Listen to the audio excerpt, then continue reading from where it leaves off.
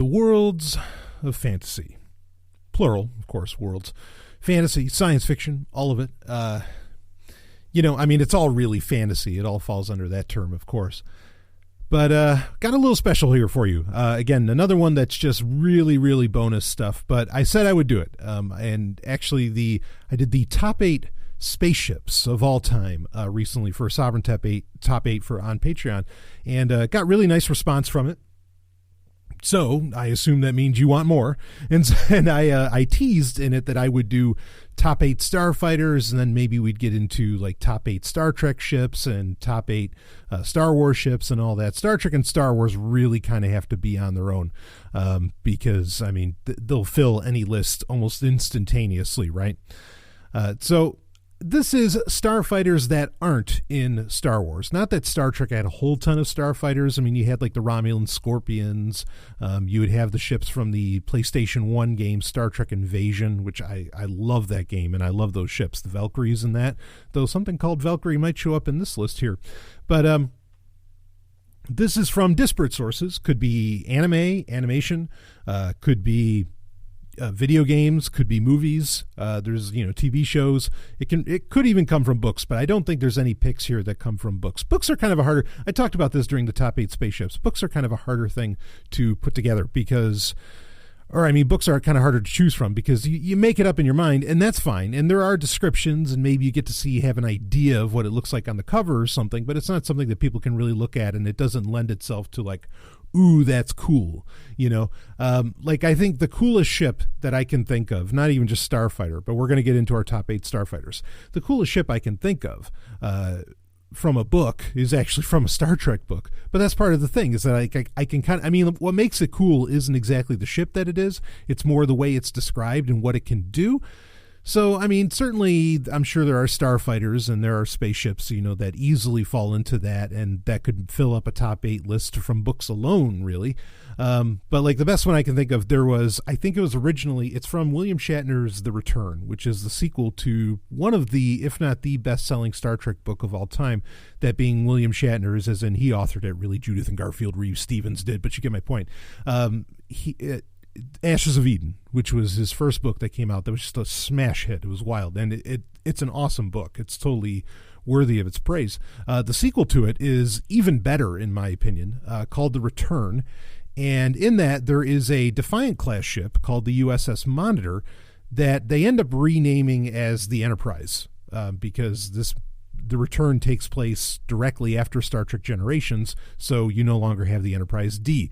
But they end up naming this ship the Enterprise, and it's a Defiant class, like the Defiant on Deep Space Nine, but it's really cool because they describe how it has this, it doesn't have a cloaking device because the Defiant supposedly was the only Defiant class that was supposed to have a cloaking device, but it has this black armor on it, and it's painted black so that light doesn't really show off on it, and so that's kind of its light doesn't reflect so much on it, so that's sort of its cloaking device, and the way it described all that, I was like, oh, that's really cool. But then I still had part of a mental picture of what a Defiant class ship looked like, so it's kind of a cheat, right? So it's hard to choose from books as far as these things go, but certainly not hard in all other venues or all other mediums to find 8 Starfighters, that, and again, not starships, not spaceships, but specifically Starfighters, 1 or 2 or maybe 3.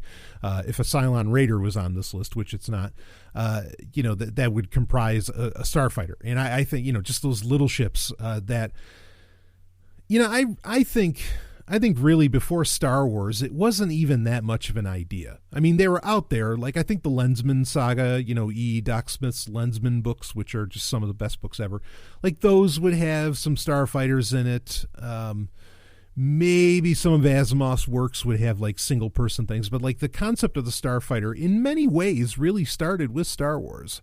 I think, I know there's examples that exist before then, but that's the one that really, and it largely comes from George Lucas's brilliance in basing a lot of his visual styles on his obsession with World War II.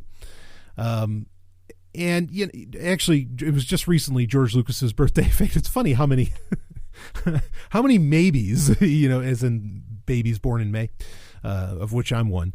How cool, you got like The Rock, you got George Lucas. I mean, like there's just, it's a crazy list, but I guess that's true for just about any month, right?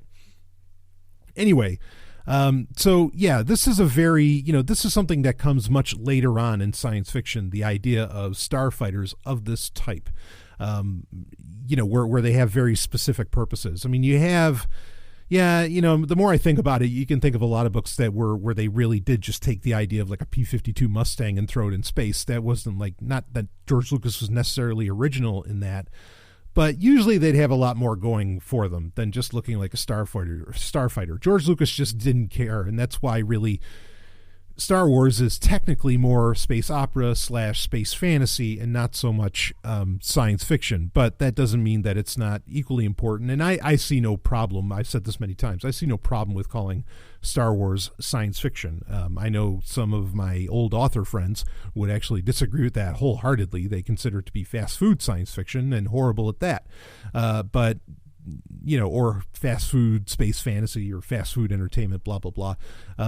Well, anyway, the reasons why Star Wars is great are varied and numerous. So anyway, we're not here to talk about that. We are here to talk about starfighters, though. And so why don't we start talking about them?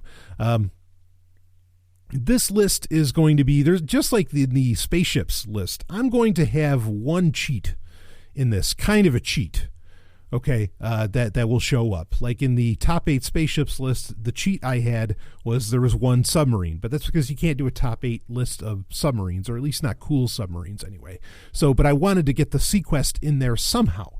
And, my cheat is that, well, the Sequest did end up going to another planet, so it's kind of an interstellar vessel of sorts.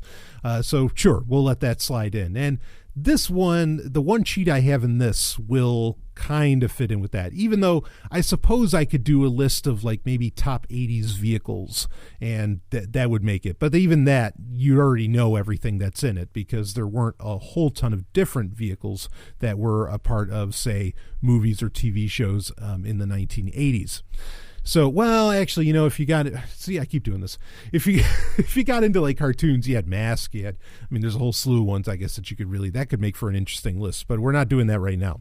And in May, I want to get at least the top 8 starfighters, then the top 8 Star Wars ships and top 8 Star Trek ships.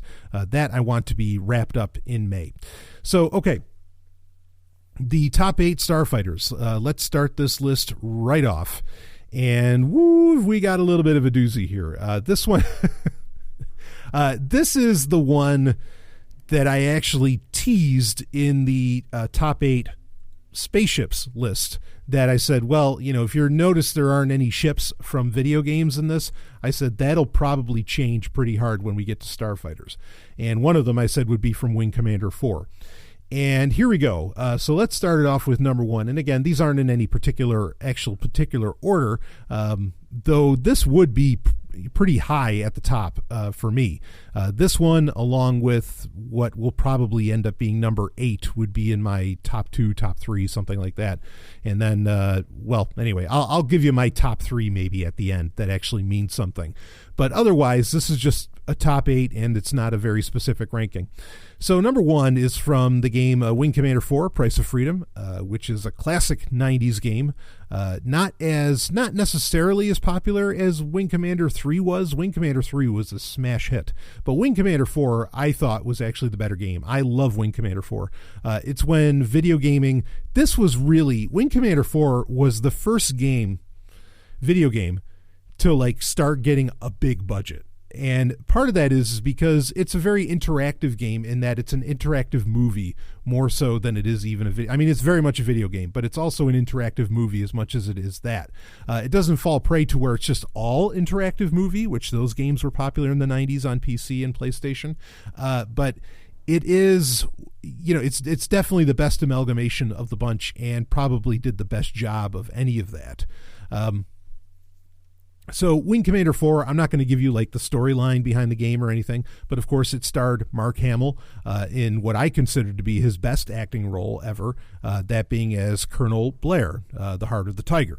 And in this game, for me, this game did a lot for me. We'll put it that way. I remember seeing, and I might have been, 15, 16, I guess maybe when this came out.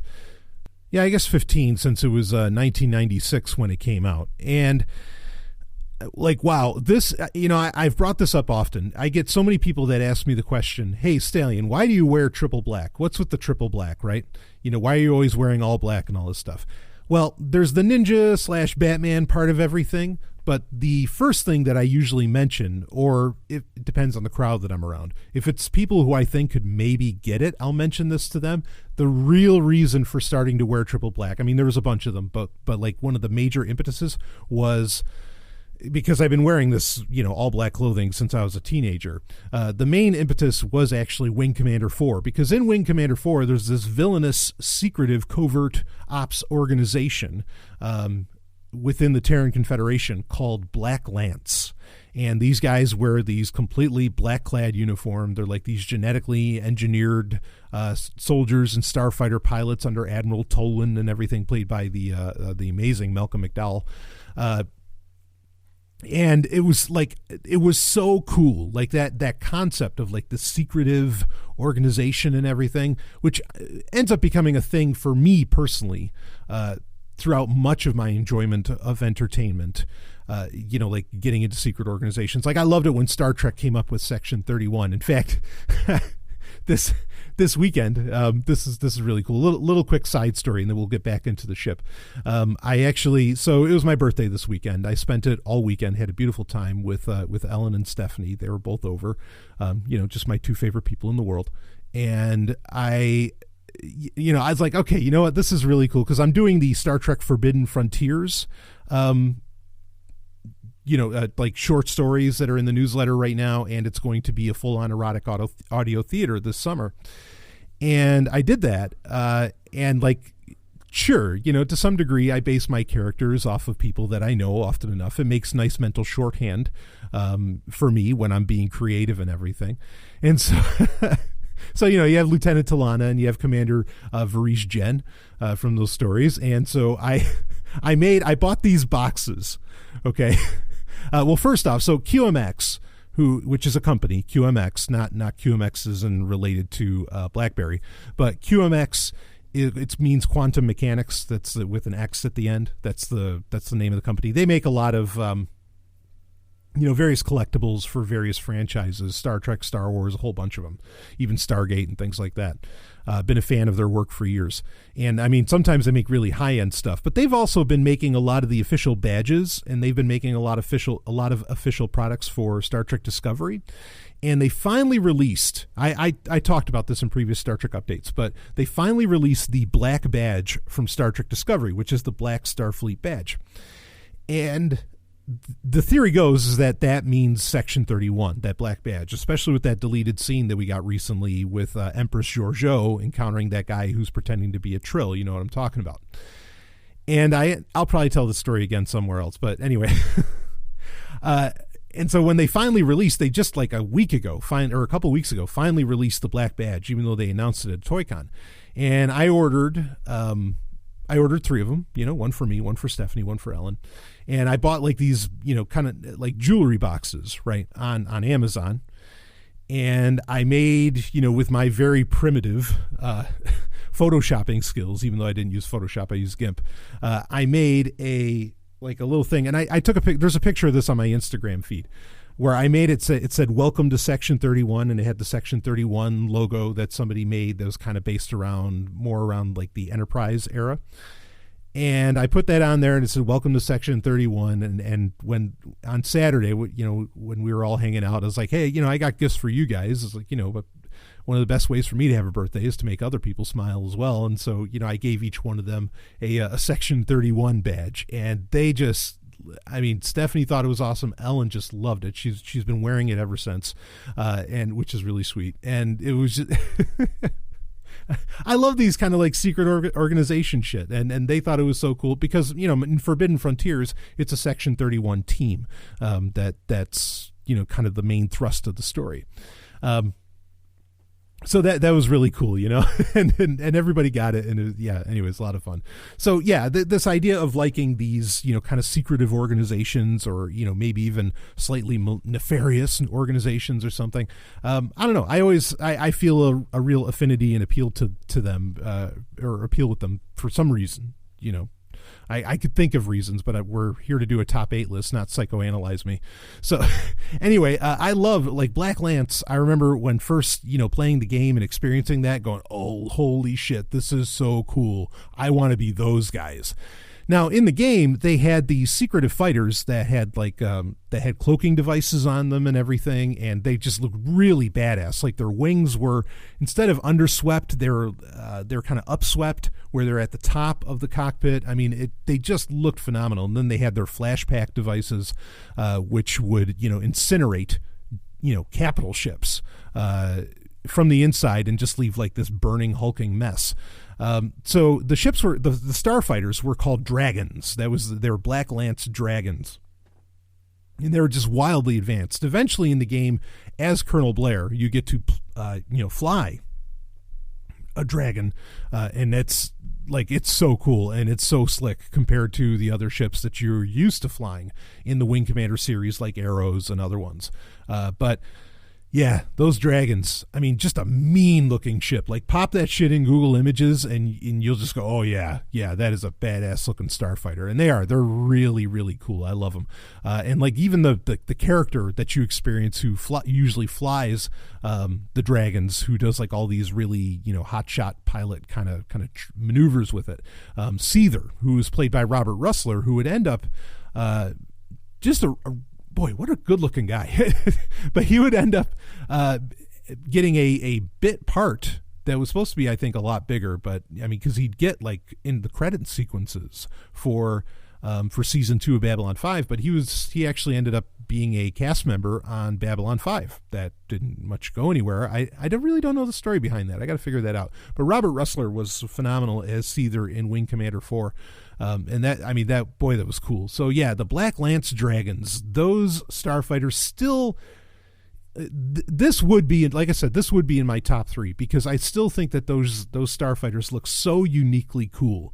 And the all black nature and kind of the red lighting on them and everything. I don't know. It just something really badass about it. And understand, like in 96, science fiction content, visual science fiction content. I mean, there's plenty of books and comics and things like that, I guess, but not even so much comics, but visual science fiction content, and franchises of this type were still very rare. So like, while you could say, oh, I know a million science fiction shows that has a starfighter that looks like that. Yeah, now, but not in 1996. You didn't have that kind of shit.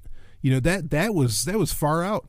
And there's other ships from like the entire Wing Commander franchise that I'd happily put on, like the vampires from Wing Commander Prophecy. Those were really, really cool. But yeah, I got to give it to all I wanted to do. In fact, I remember when I was playing it actually on the PlayStation version specifically, I made a save file on my memory card where I could play the mission over and over again, where I got to fly in the Black Lance Dragon. And because I just loved it so much, I just wanted to keep flying in it. That was really, really cool. So, all right. Well, while we're mentioning the PlayStation 1, why don't we go to our next starfighter on the list? And this is from, really, in my opinion, and I've brought it up many times, this is a forgotten classic. It's actually a whole series. There were 3. It was a trilogy, these games. And someday I'd love for it to make a comeback, but I don't know if it will. But anyway, the games are Colony Wars, and particularly the first Colony Wars game is the one that always sticks out in my mind. Vengeance is in a lot of ways a better game and longer. Red Sun, which is the third game, great. I mean, very good. Got to take advantage of a lot of polishing for the PlayStation, for the PS1, for the system itself. But I don't know. The first one, nothing really captured the imagination like the first Colony Wars, in my opinion. And, where you're flying for the League of Free Worlds and everything. Of course, then in Colony Wars Vengeance, you find out the League of Free Worlds are actually the bad guys, which I don't mind ever being the villain. I'm all about it. You know that. So anyway, in the first one, you had the S-21 Eclipse, which would be this incredibly advanced ship that the League of Free Worlds would end up having. And it is a really badass looking ship. I mean, really badass looking ship. It has this like spiky design. I'm trying to think of something that I could compare it to, but I really can't think of anything. But where it has like these three, I don't know, like almost like claws going forward, and then it has three claws kind of going back more towards the engine segment. It almost looks like a TIE Defender from Star Wars Rebels, or more particularly Star Wars TIE Fighter, the game. It kind of looks like a TIE Defender in a way, not really, but in a way where like you have, kind of points going backwards and points going forwards. I might use an artwork of the S21 as the cover art for this episode. So if you want to see what one looks like, you can look at the cover art for this Patreon episode, this Sovryn Top 8 of Starfighters. But a really cool Starfighter, and it's one of the last ones you get to use in the game, and it's just so heavily loaded. It has so many weapons. I mean, you just become a one Starfighter wrecking machine very quickly in the game when you break out the Eclipse. And I mean, it's like really fast, stealthy. It's got all the right moves, and it's such a cool looking ship.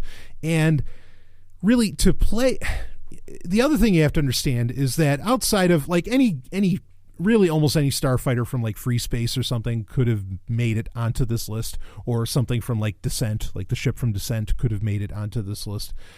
Flight simulators in space, flight simulators in general, even though the 90s were their heyday, it's not like they were flooding the market like platformers would, or even real-time strategy games. There are way more real-time strategy games than would ever, that there would ever be of flight simulators, because I think really they're very difficult games to make, because they have to work in full 3D, whether you have 3D graphics or not, like whether you have technically, polygonal 3D graphics or not, you've got to do it in 3D. They're hard games to make.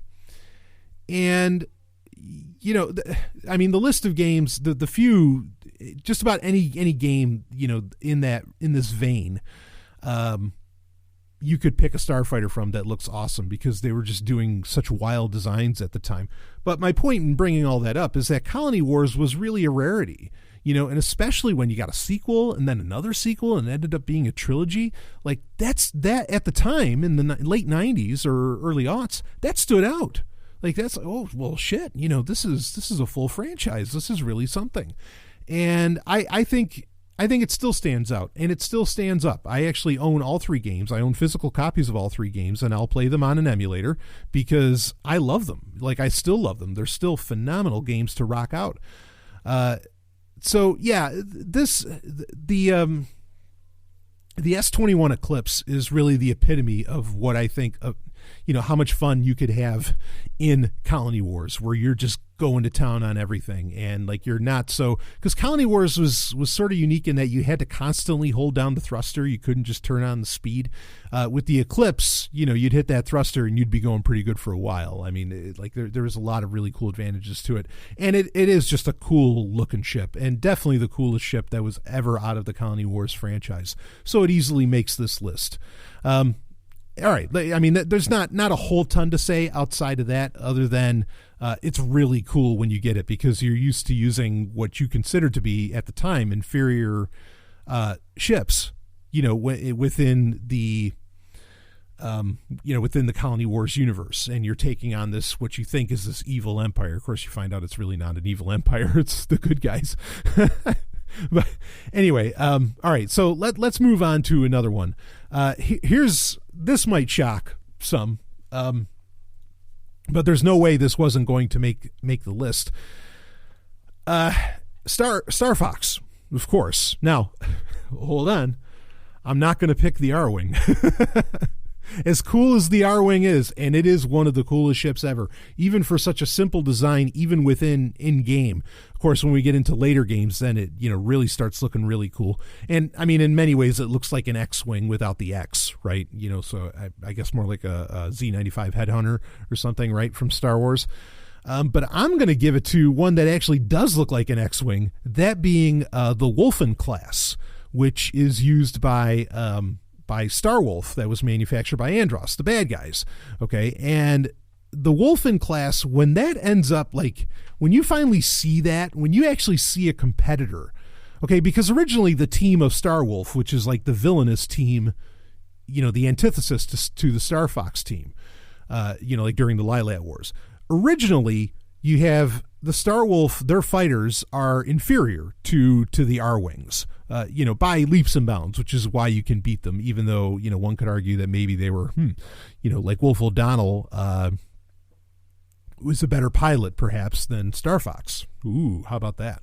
Wolf O'Donnell being the head of Starwolf.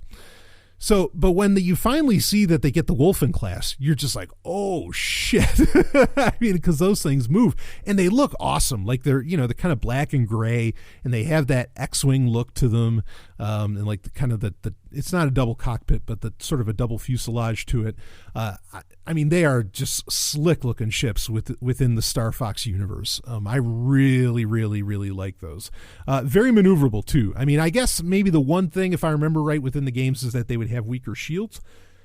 But other than that, they look superior and move superior to any of the R-Wings. I mean, they're awesome. What a fun little ship to see.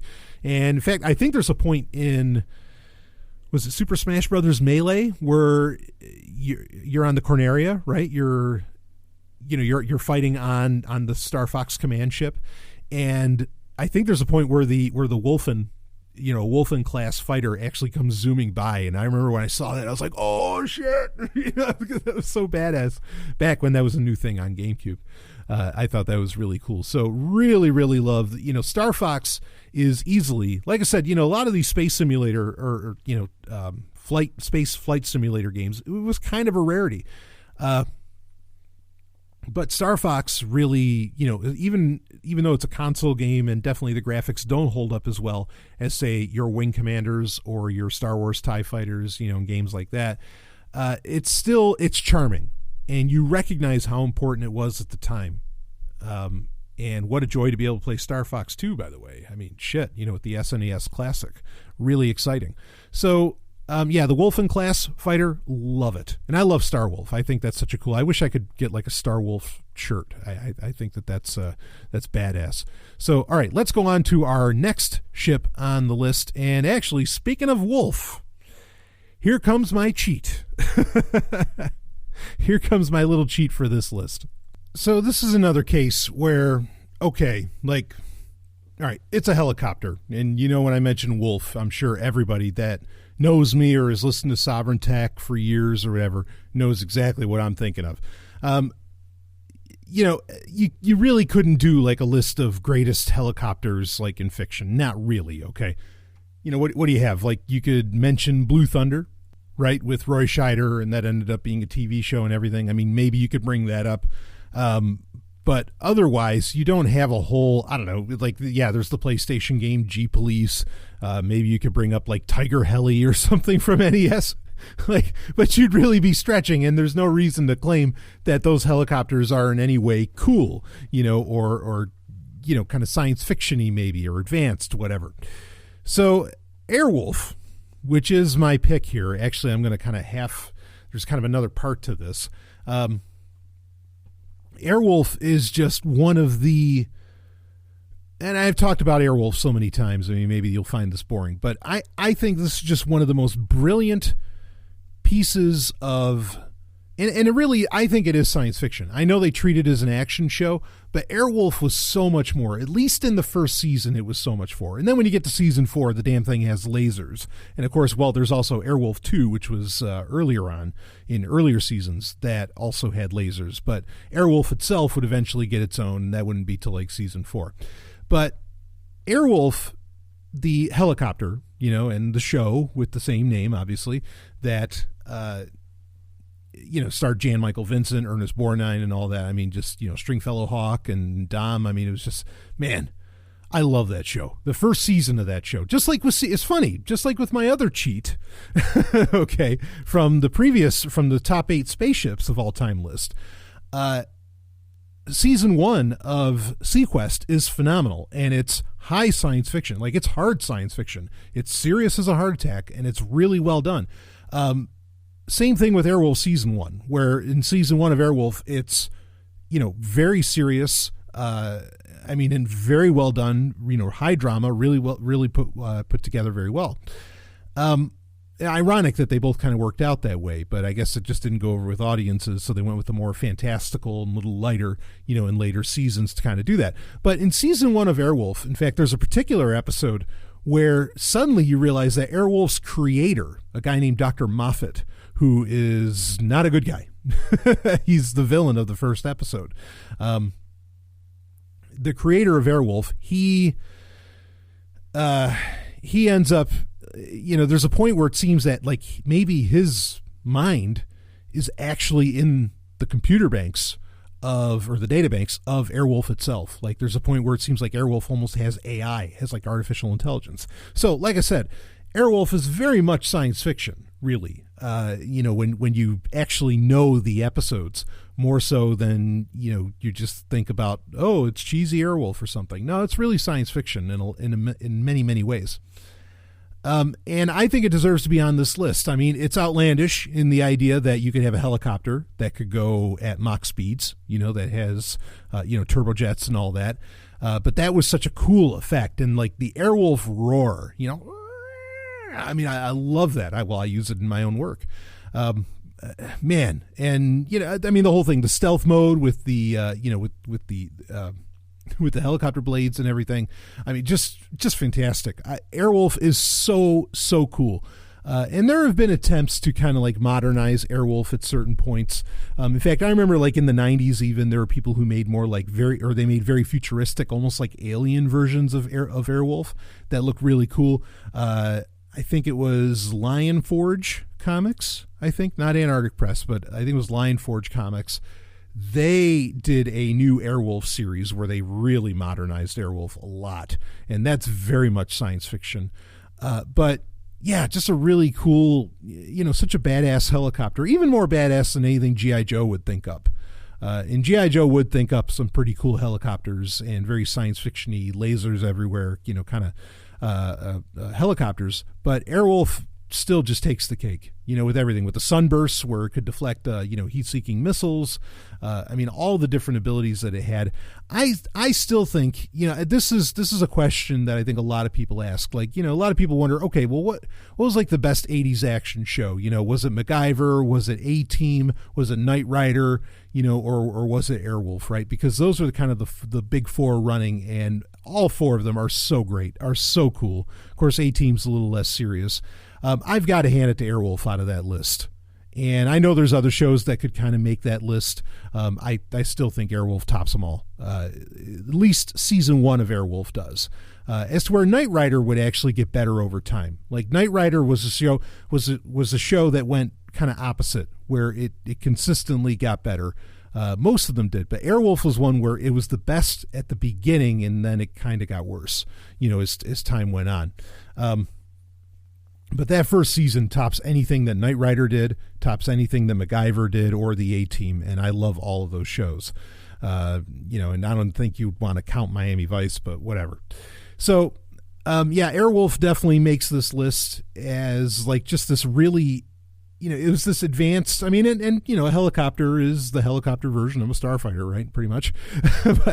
but it stole the show, and I think that's something is that like what's indelible in your mind when you think of that, of the franchise or something, what stands out for you? Like what starfighter or something maybe stands out for you? And in this case with the helicopter, Airwolf totally stands out, and most people don't even remember Jan Michael Vincent, but they remember Airwolf, and they sure as fuck remember the theme song too, because that's badass. I got to give it to Airwolf. And then, as a side note, I got to hand it over to my own little creation, kind of like I did last time. This isn't going to make it into the top 8 because they're kind of the same thing. But in the Sovryn universe, okay, like in the top 8 spaceships I mentioned Hypercronius. In the Sovryn universe, you have Red Wolf, which is my own little Airwolf, because damn it, in case you hadn't gleaned at how much I love Airwolf, I wanted my own. and amazingly it worked really. Red Wolf, the concept of Red Wolf, which it's pretty much, so in the show Airwolf, you end up, there's a point where there's an Airwolf 2, where there's a second Airwolf that gets made that uses lasers and everything. It actually has like a red underbelly instead of the white underbelly that the first Airwolf has. And that was my inspiration for Red Wolf. There's other reasons I went with the color red, but that was my inspiration for it. That's where Red Wolf comes from. And, having it be this thing created by Dr. Goldblossom and everything, that all makes it really cool. And a lot of the technologies that I got to bake into it and everything and really made it my own. I mean, even like when you listen to Soviet Tech 2, the Sovereign Tech episode, Soviet Tech 2, you hear, like I talk about the Wolf Slayer and everything, all that stuff it's all concepts from Airwolf. And, I just implemented it with my own little thing called Red Wolf. Which Red Wolf would actually be more of a starfighter than Airwolf ever would be, because, of course, when you listen to Soviet Tech 2, you find out Red Wolf gets used on Mars, right? They just add, some blades to it and everything, and it can actually handle, flying in the Martian atmosphere, which is actually real science behind that. The rotors and everything. So, yeah, Red Wolf is just so much fun. And of course, now there's a Red Wolf 2, right? Because in Soviet Tech 2, Red Wolf gets destroyed. Now there's a Red Wolf 2. And it's just, I love it. And I really, when I did that, when I introduced Red Wolf and I had the points where, I have the characters just in audio theater flying around in it.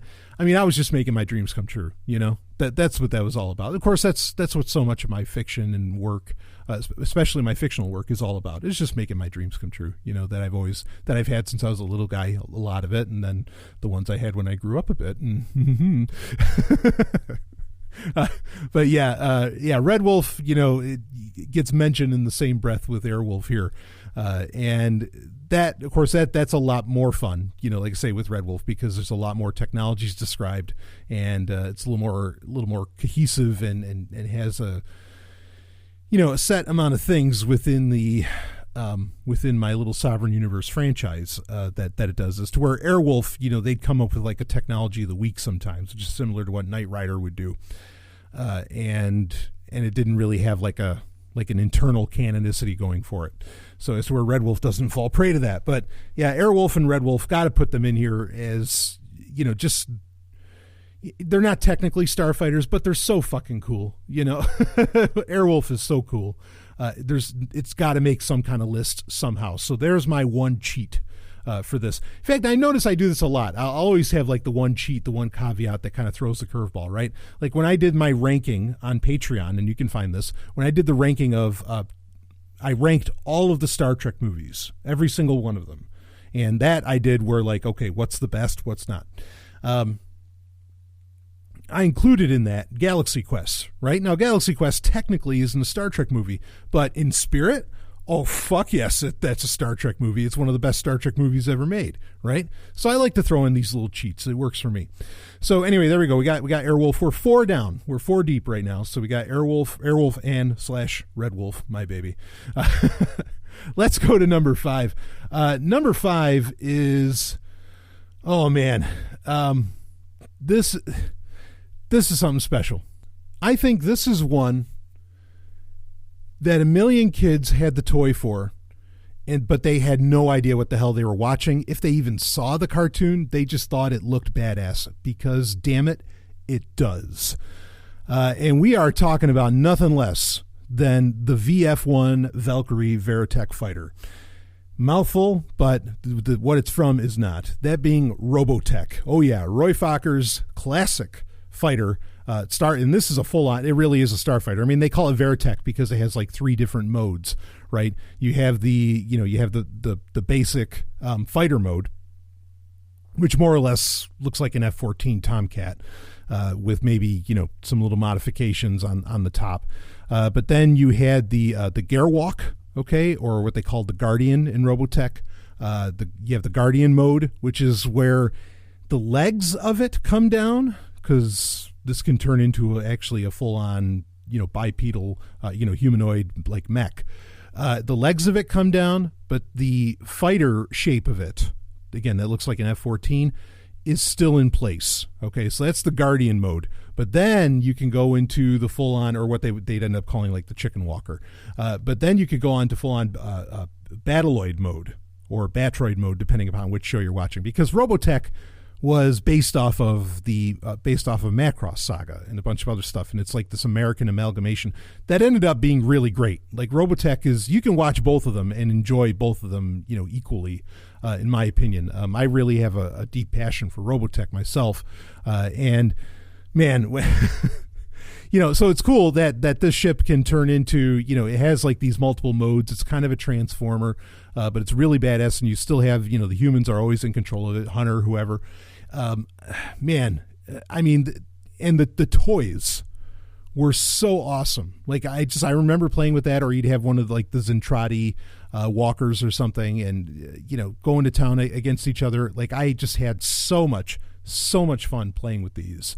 I really, really, really love the VF1 Valkyrie. I mean, and it's one of those things. I say this about a lot of ships, but I really mean it. It's a ship of dreams where, like, I have fantasized in my mind and daydreamed in my mind so many times hopping into a VF1 and just going forever, just heading into deep space and just not stopping, and I mean, I've really romanticized. I mean, Robotech is a romantic show, whether people realize it or not. Like, it's a very romantic show.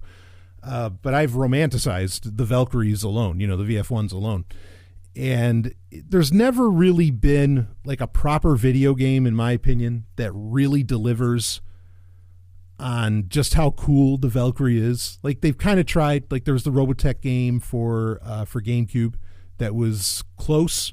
There was a classic Macross game for NES where it could transform and everything, but it was super basic. Pretty much played like a platform, but it was very, very basic. But that was kind of cool. I remember playing that back in the late 90s because it was originally only Japanese. Okay. But then, but because of being able to play on emulators, I could get the Japanese ROM and you could more or less understand how to play the game, and it was really cool. But I mean, all the different weapon systems that you toss on, I mean, you just keep throwing things onto Valkyries, right? And they never even, through all the decades that the Robotech series covers, I mean, they make little advancements here and there, but like they always keep that same sort of core Valkyrie shape, and it's perfect. And it was cool too, because like I remember, I would go to, growing up, there were Air Forces, and look, there's nothing cool about an Air Force base in reality. I understand that. All right. But when I would go to Griffiths Air Force Base and I would see like the F-14s and everything, it looked like a real fucking VF1. And so I'm like, that's something that I think stuck with kids in the 80s when watching Robotech, was that a lot of the stuff was kind of close to what you could really see in real life. And so you associated it, and it made everything feel a lot more real and a lot more serious. And so if I'd see an F-14, I'd be like, oh shit, like that's awesome. That's a Veritech. Like, wow, okay. So it really sticks out, and I think it felt more real, and that's why I've always, had a lot of passion for being able to, like, it always feels so visceral that, to just daydream and think about hopping into a VF1 and, away you go. And maybe if I could fit, two people in the back of it in the cockpit, then awesome. And then I really wouldn't need anything else. But anyway, so the VF1 Valkyrie Veritech fighter, fully worthy of being on this list, and would also be like the dragon, the Black Lance Dragon from Wing Commander 4, would easily be in the top 3 on this list. But let's go on to another. We got 3 more to go. We got 6, 7, and 8. Let's do that. Number 6 is from one of my favorite shows of all time, Buck Rogers, and it's the Earth Defense Directorate's Thunder Fighter. I love that name, Thunder Fighter. That's so cool. The Thunder Fighter, not necessarily the most original looking ship at all. What I do like about the Thunder Fighter, because it's very like planar, it's very flat, right? And then it has like, the little wings coming down at the end, and it has the main guns pointing forward and all that. The nice thing about the Thunder Fighter is there'd be a bunch of different versions, some of which could fit like 4 people in it. Like, I mean, you could really, the cockpits would get bigger and everything, which was kind of cool, whenever they needed it to do that. But the Thunder Fighter it looks slick when it was like doing a barrel roll, or if it was doing, we're what would you call that? We're doing like a full circle where it would like end up flying upward and then going around and ending up behind like a draconian fighter. That was, I mean, it just looked awesome when it would do that, and the laser systems on it, everything, all of it was just really, really cool. Even though it looked a lot like the '78 Battlestar Galactica, and of course Buck Rogers in the 25th Century would come out, just a couple of years later. It felt right, and it looked so good, and the way that they talked about, even more so than Star Wars would. The Starfighter battles in Buck Rogers would really feel like, and would be talked about because Buck Rogers was a guy from from 20th Century Earth. He would talk about it and like narrate the battle, using terms that we would understand and in such a way that made it kind of exciting, and then you had, of course, it was also awesome to have Colonel Wilma Deering, to have Aaron Gray, a woman just like kicking ass in one of these things. We never really got to see Leia do that in the Star Wars movies. That was cool. I mean, granted, Battlestar Galactica previous would have Sheba, in a Colonial Viper, which that was great too. In fact, she was a captain of the squadron, for fuck's sake. Or she would become captain of the squadron because Bojay was originally captain, right? Anyway, all right, we're not talking about Battlestar Galactica right now. But that was really cool. But the way that like the dogfights would happen in space with the Thunder Fighters and everything, it looked really legit, and it looked really cool. And the ships, just like the design of them was so well thought out that you're like, yeah, that's how that business would go. That's how that would work. And I still think the Thunder Fighter is, as far as cool factor, not as far as technology so much, but cool factor, it could rank pretty highly even in like a Star Wars list. I think a Thunder Fighter would stand up pretty quick. And I don't know, it's like it might be the coolest looking fighter ever. It's got this really unique look that nothing else has really tried to mimic, interestingly enough. Maybe because it's so identifiable, so quickly identifiable, like I don't know if it'd be IP problems or whatever, but you just wouldn't be able to really mimic it without it really looking like something from Buck Rogers. So yeah, I love the Thunder Fighter, and again, just the way that really the Starfighter battles would work in Buck Rogers, as long as it had a budget, just were some of the best Starfighter battles of the day.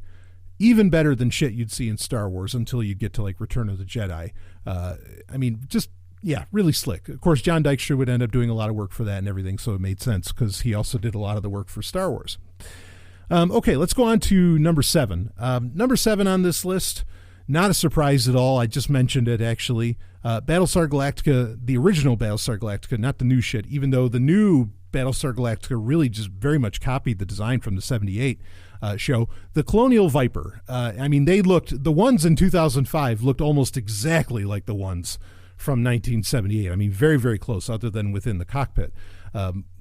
Which not a bad idea because it's an awesome looking design. You have the the triangle, you have the triple engine set up where one of the engines is on top like a pyramid, and you have the 3 wings coming down, or one going up, 2 going down, and you have that main front fuselage.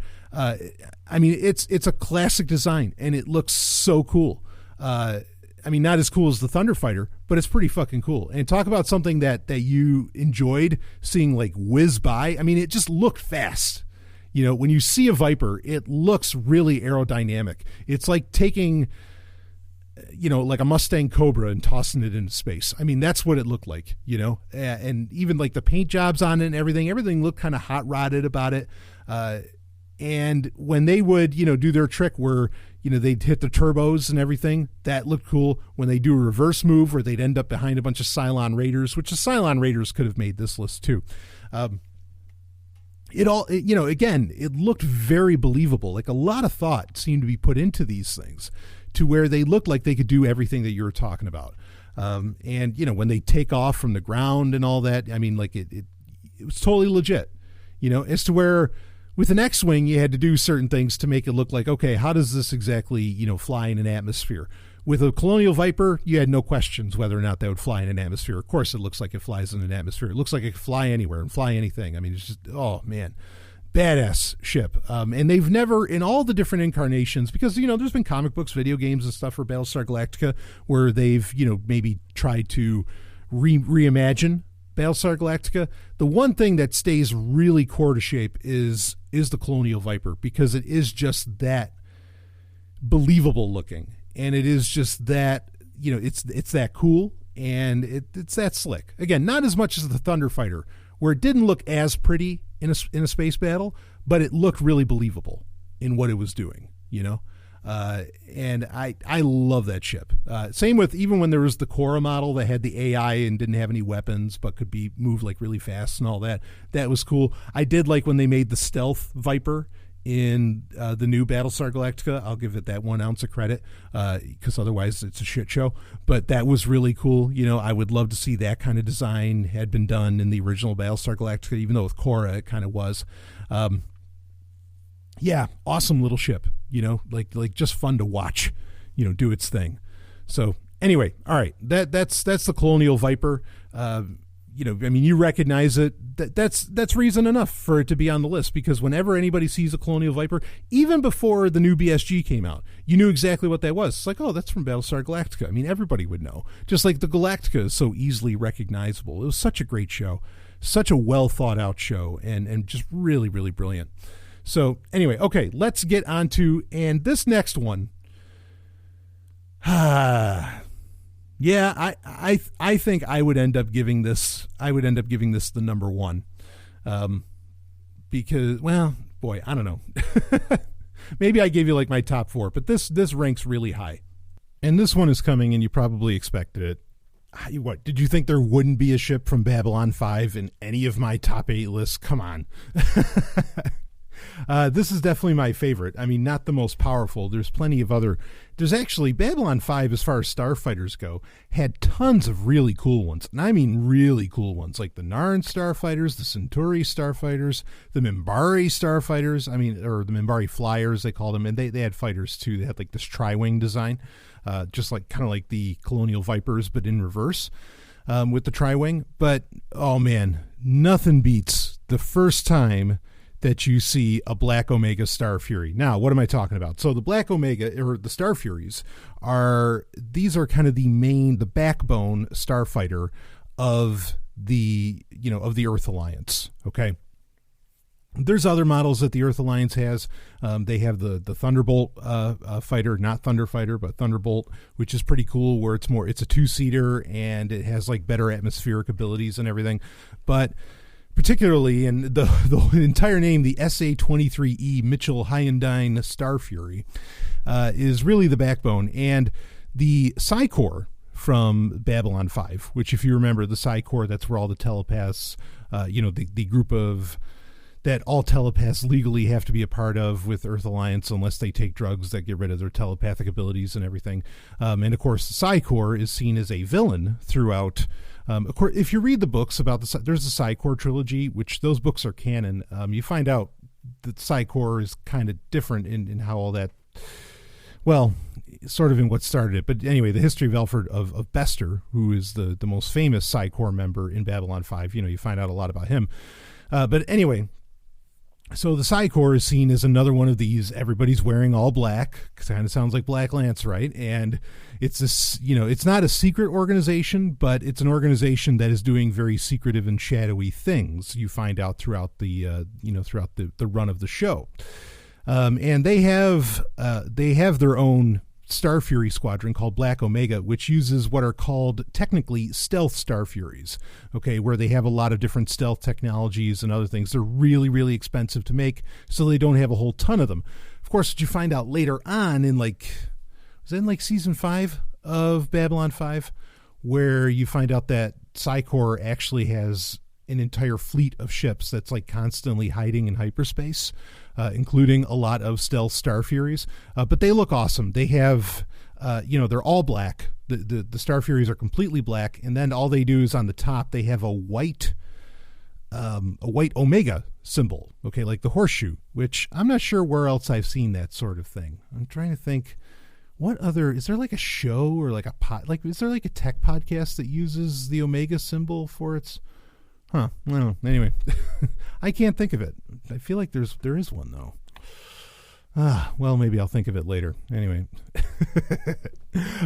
so anyway, the stealth Star Fury for the Psycore. I mean, just really cool. And I love anytime like that any science fiction show designs stealth ships effectively, or, you know, any franchise, any, you know, anything like that has like the stealthy stuff. I'm really attracted to that. I like that, you know. I mean, there's a couple different mentalities very much in how you can design things. You know, you can make things really strong, powerful, and, you know, break through the walls and all that, or you could have something that's a little more stealthy. I always find myself being very much attracted to the more stealthy side.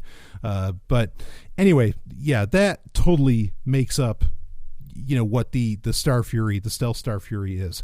And I mean, the cool thing about Star Furies in general, not just the Black Omega Star Furies, but the Star Furies in general, is that like they're really scientifically accurate. Like, you know, you want to talk about hardcore, you know, hard science fiction. These have like thrusters all over the place on each of their four wings. And those thrusters, you know, help turn the ship and everything, because really, like when you think about it, in an X-Wing, if its engines are just facing backwards, what possible reason is there that it should be able to do flips and turn around and do all this other wacky shit, right? Like, that doesn't make any sense. As to where with the Star Fury, it makes a ton of sense that it can do all of that, because you see the physical, you know, you have the actual thrusters and apparatus that allows it to do so, which is really cool. And one of the things that always put Babylon 5 kind of over the top for me is that everything was, at the very least, attempted to be, you know, to be scientifically accurate, or at least very plausible, even when they would bring in things like, you know, organic technology with the White Star Fleet or with the Vorlon ships or the Shadows and stuff like that. There was still like a real attempt at making it, okay, how is this believable, et cetera, et cetera. And it works, you know, it really worked. But yeah, the Star Furies, I mean, you get so used to seeing them fly around, and the way that they have, you know, the way they eject like their center pod when a Star Fury is about to be blown up, and the way that it handles like so many alien ships that seem to be far more advanced. I mean, it's an impressive little fighter, you know, and it does have the actual X-Wing design, even though it doesn't have like the long nose like an X-Wing from Star Wars would, but it does have that X-Wing design, which, well, I guess that speaks highly of what George Lucas was doing, maybe, you know, not so much space opera, even though we talked about the engine issue there. But regardless, yeah, Star Furies are probably the best designed hard science fiction starfighters out there. Like there's just so much thought put into them.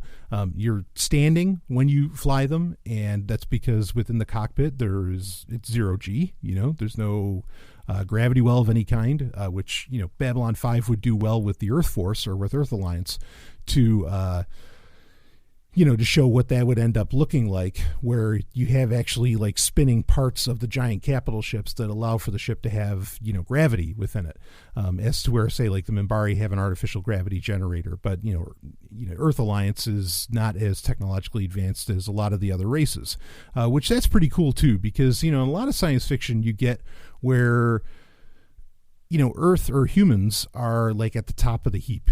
You know, as to where with Babylon 5, it was one of the first science fiction franchises that actually really put humans at the bottom.